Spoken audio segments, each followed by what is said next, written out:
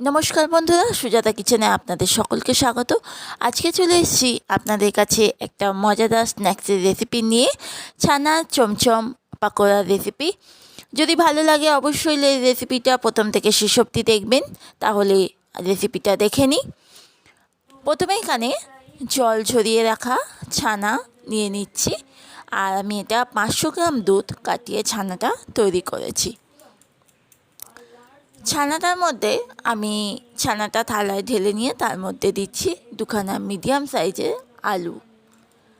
আলুটাকে ভালো করে একটু স্ম্যাশড করে নিতে হবে, যাতে আলুর মধ্যে কোনো ডলা বা কিছু না থাকে। খুব ভালো করে স্ম্যাশড করে নিয়েছি।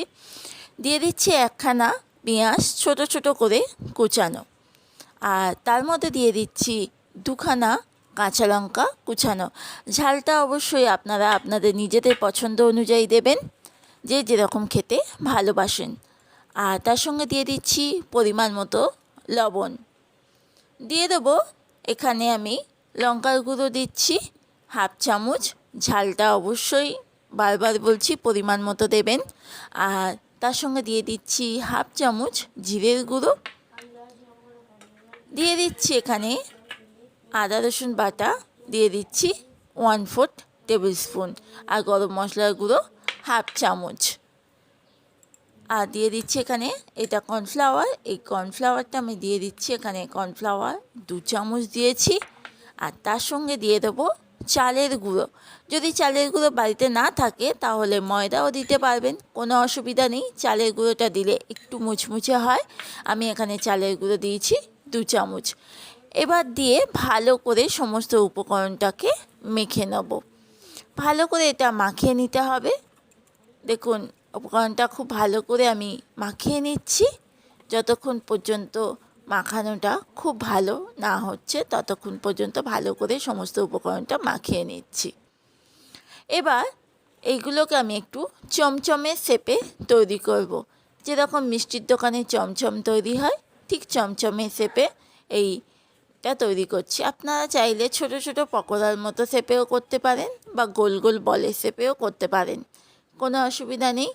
চমচমের শেপে করেছি বলে তাই এটা নাম দিয়েছি ছানা চমচম পকোড়া বা ছানা চমচম ফ্রাই রেসিপি। দেখুন দেখতে কত সুন্দর লাগছে। এটা দেখতে যত সুন্দর, খেতেও কিন্তু তত সুন্দর।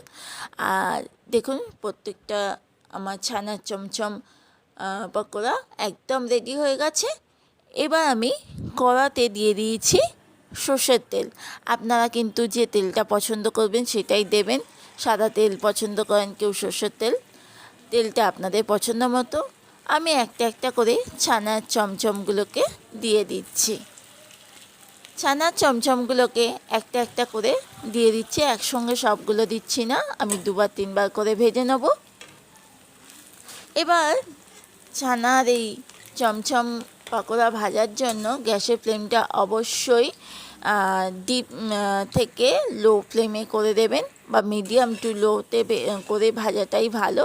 তাহলে কি হয়, একটু মচমচে হয় আর ভিতরটা নরম থাকে না।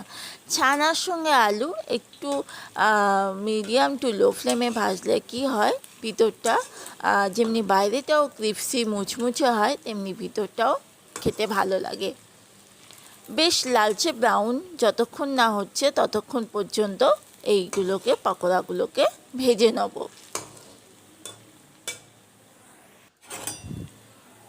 কালারগুলো বেশ সুন্দর হয়ে গেছে, আর দুদিকটা দেখুন ভাজাটাও আমার কমপ্লিট হয়ে গেছে।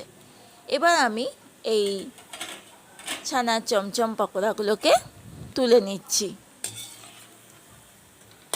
দেখুন দু পিঠটা সুন্দর কালার হয়ে গেছে, আর এটা অবশ্যই মুচমুচে হয় খেতে। সন্ধেবেলা চায়ের সঙ্গে কিংবা মুড়ির সঙ্গে, বা বাড়িতে গেস্ট এলে টমেটো সসের সঙ্গে দুর্দান্ত লাগে। রেসিপিটা অবশ্যই বাড়িতে ট্রাই করতে পারেন। যদি ভালো লাগে একটা লাইক শেয়ার করে পাশে থাকবেন। সাবস্ক্রাইব করতে ভুলবেন না। অবশ্যই বেল নোটিফিকেশানটি অন করবেন, যাতে নেক্সট ভিডিওগুলো আপনাদের কাছে চলে যায়। ভালো থাকবেন, সুস্থ থাকবেন। নমস্কার।